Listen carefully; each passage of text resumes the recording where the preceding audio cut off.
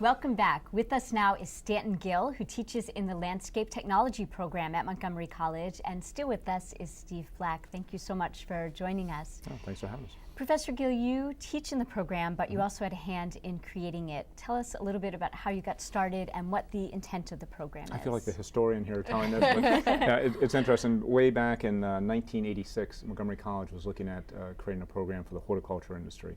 And a person that was supervising me, named Dr. Wooten, was actually called in on the board and advising Montgomery College about the program.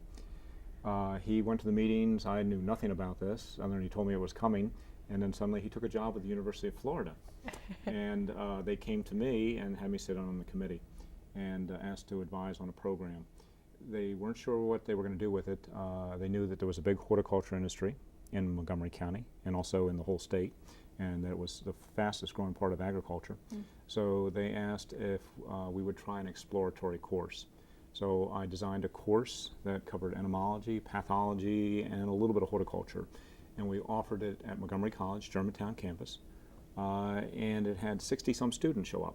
It had a lab to it, and I had to wear tennis shoes every night to run around in the lab to get everybody on the scope so they could look at all the samples, and it was a big hit. So they came back and said, we want to develop a program out of this, a 2-year program.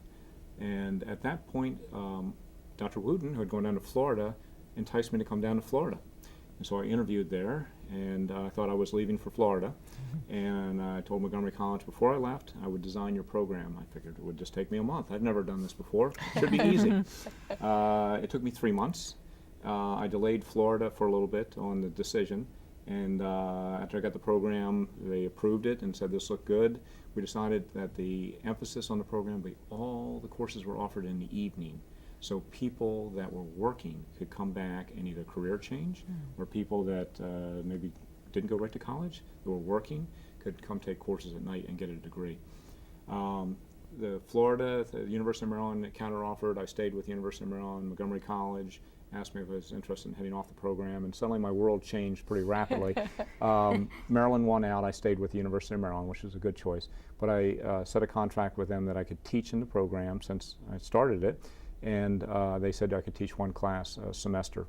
Then I was on the interview committee that hired Steve Dubick, who came in and headed off the program, and Steve's done a wonderful job of keeping that program going, up and running. It's expanded from what we originally set it up.